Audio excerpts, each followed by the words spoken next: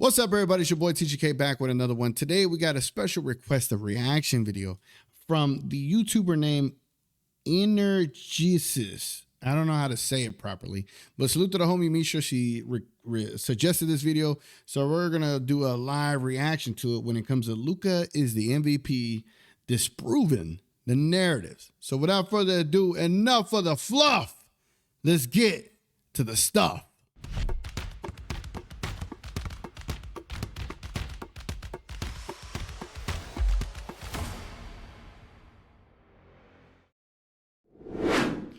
All right, ladies and gentlemen, as you see here, Energisis. I'm going to put the freaking link in the description below. I'm going to subscribe to the channel even before I watch the video. But let's go ahead and let's tune in and check it out. You know me, I love videos that defend Luka's honor, looking ass. So let's go ahead and let's check this out. Appreciate y'all watching. Like, subscribe, all that good stuff, ladies and gentlemen. Let's go. What Luka Dončić is doing this season is completely unprecedented, and what he's doing cannot be put onto a single tweet. That is why in this video, I will do my best to put everything that Luka Dončić has done this season onto this one video and explain it in depth. Last year, I made a video on his defense that got me over 200 subscribers and over 10,000 views. Jeez. But this time, the video is going to go even more in depth, and I hope that Laker Nation watches. Let's look at some basic top 4 MVP candidate stats. For the season, Luka is averaging 33.6 points, 8.3 assists, and 7.8 rebounds per game. Even though it's pretty obvious, I will state it, among MVP candidates, this would rank him first in points, third in rebounds, second in assists, first in steals. Jesus. While this is highly impressive, this is not nearly enough for people in today's NBA due to the fact that the NBA is highly efficient. So why don't we look at these same stats after January 1st, 2026. Luka's splits are 48, 39, and 75, which gives him a 62% true shooting, equal... hold on, let's take a look here. Yeah, 48, 35, 75, 55, 35, 88, 52, 30, 80, 49, 34, 80. Efficiency. Yeah. When we talking about efficiency, right? Because I always have people in my live stream comments talking about, oh, Luka's not efficient. Well, look, when you look at here, he's right up there with SGA and Jokic, bro. Like, what's the deal? You know what I'm saying? And this is since January 1st. Look at how he is performing against everyone else. He's averaging more assists than Shea, right behind Jokic. Blocks, ain't nobody gonna beat Wemby in blocks. But Luka's beating him in points and up there in rebounds as well. Crazy. To that of Jokic and higher than that of Wemby's, lower than Shea's. But if you look at effective field goal percentage, which is a metric used in the NBA to measure a player's scoring efficiency adjusting for the value of three-point shots. To put simply, effective field goal percentage makes sure that three-point shots are taken into account, because as we know, 3 is bigger than 2. Therefore, a three-point shot is more valuable than a 2-point shot. Since the new year, Luka is right at 57.7 effective field goal percentage, and Shea is right at 58.5. There's less than a 1% difference between them, and they obviously clearly gap Jokic and Wemby. Now, you can look at Luka and say, wait, what the hell? Shea is at 55% from the field and 88% from the free throw line. How could the discrepancy in effective field goal percentage be so low? Well, because Luka Dončić is making more threes and taking more threes. Since 2026, Luka is basically shooting 40% from 3. He's attempting 11.1 threes per game and making 4.3. That is incredibly dangerous and highly efficient. This is in no way shot-chucking or inefficient. If the statistics say Luka is destroying you by shooting a 3-point shot, he's gonna keep shooting 3-point shots, and he's making 40% of them ever since the calendar turned to 2026. How about we contextualize this a little bit? Let's look at previous MVP candidates and their effective field goal percentage. LeBron, 55 in 2011, 60 in 2012. Jordan, 52, 52.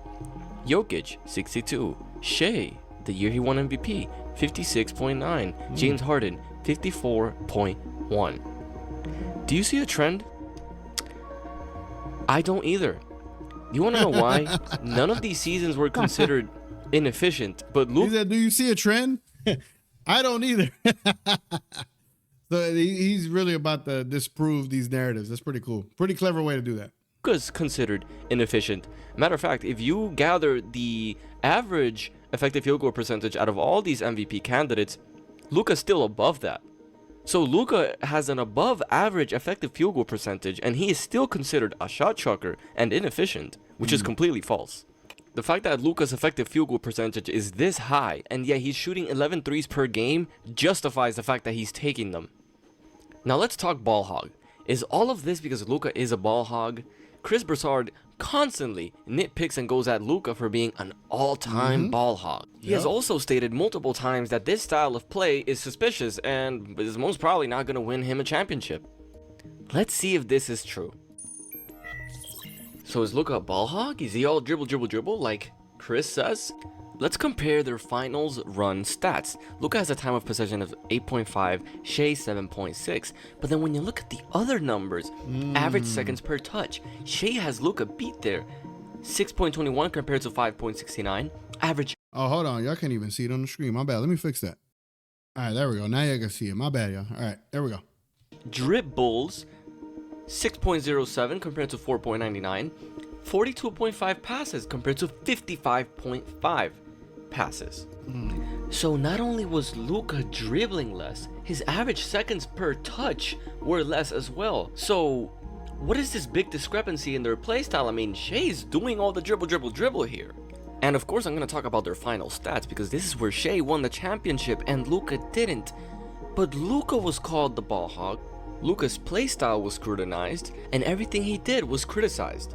But Chris's big worry that his playstyle is not MVP or championship caliber is completely false. What I am seeing here is that Luka was dribbling less and passing the ball more, yet the results weren't the same. So this disproves the narrative that Luka is a ball hog, that Luka's inefficient, that Luka doesn't pass the ball, that he's all dribble.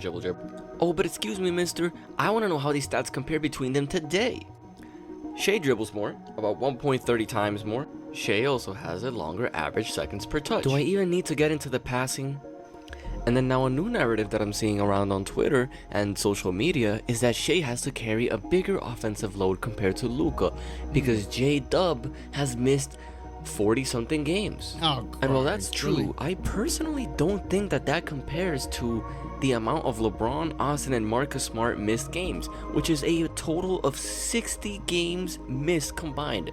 There is no way on earth that anybody believes that LeBron and Austin missing these games isn't more hurtful to the Lakers than J-Dub missing some games. Facts. When Shai Gilgeous-Alexander has another All-Star in Chet Holmgren, a candidate for DPOY in Chet Holmgren, probably the best backup center in the NBA, 3 first-team all-defensive caliber players in Caruso, Cason Wallace, and Chet Holmgren himself. I mean, brother, the numbers don't even lie. No. The Thunder are a net positive plus 6.5 without Shai, Damn. and their defensive rating would still rank best in the NBA without him on the court. Jeez. This means that while Shai is resting, his team is keeping the OKC Thunder afloat. Meanwhile, Luka has to worry about getting the lead back. Both the Thunder and the Spurs have a positive record without their superstars. Yep. The Thunder are 8-4 without Shai, and the Spurs are 10-5 without Wemby. Both positive records and winning records. The Lakers are just a .500 team without Luka. That is not even enough for the play-in. So the team carrying discrepancy narrative against Luka is completely false. Shai clearly has the better team. They are also the defending champions, and they were the best defense in history. I mean, what are we even doing here? The reason why the Lakers are actually afloat is because Luka raises everybody's skill level around him. Ayton is 3rd in the NBA in field goal percentage. Hayes, 1st in the NBA in field goal percentage. Rui, career high in effective field goal percentage. Reeves has a career high in points. And this isn't just a one-time thing. We saw it with Gafford and Lively. They were both 1 and 2 in field goal percentage. Kyrie had one of the most efficient seasons of his career. When Luka was on the floor, Klay Thompson was shooting 41% from 3. Damn. Gafford broke the Wilt Chamberlain record for most consecutive field goals made.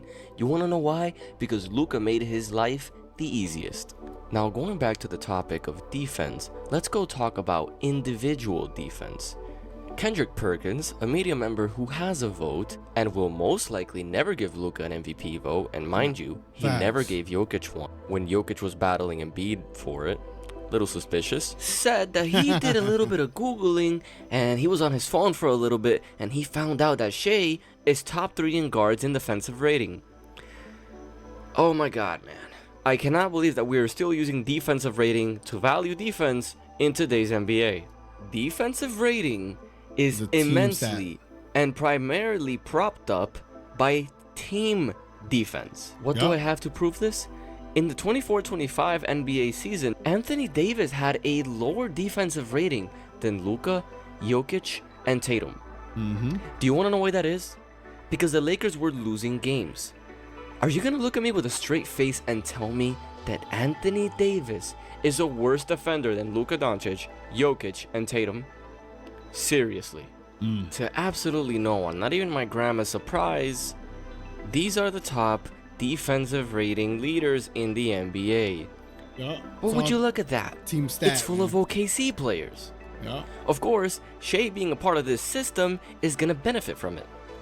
Shai is ranked 9th in his own team. He is not the reason why the Thunder are so good defensively. He's not even the 3rd or 4th best reason as to why the Thunder are so good defensively. He's ranked 9th in defensive rating on his own team. Shai doesn't have to worry about a lick of defense not one day of the season. Now, I'm not trying to undervalue Shai and say that he's not a good defender. But to use defensive rating stats to prop up his defense and his MVP campaign, that is completely unserious and unjust because it favors a team that is better defensively. And not only that, Kendrick Perkins also has zero idea how this stat is calculated, how it is affected, and what it means. He just Googled defensive rating leaders, and then he filtered for guards. He saw Shai, and then he got all happy. While we're at this topic, let's see Luka's defense this season. Now remember, the constant narrative around Luka is that he doesn't try. There is no effort. There is no hustle. And for you to be a superstar, an MVP, and to win a championship, you must do this. Like Kendrick Perkins says, you have to move those puppies. Is he doing that this season? Let's see. League-wide, Luka Dončić is top 6 in charges drawn, top 20 in deflections, which puts him at the 95th percentile, 3rd in defensive rebounding amongst all guards, and top 9 in steals. Jeez. That's pretty impressive for the worst defender in the NBA and the fattest ball hog. But not only is that impressive, what he's doing on the Lakers himself is even more impressive. In defensive box plus minus, he ranks 1st.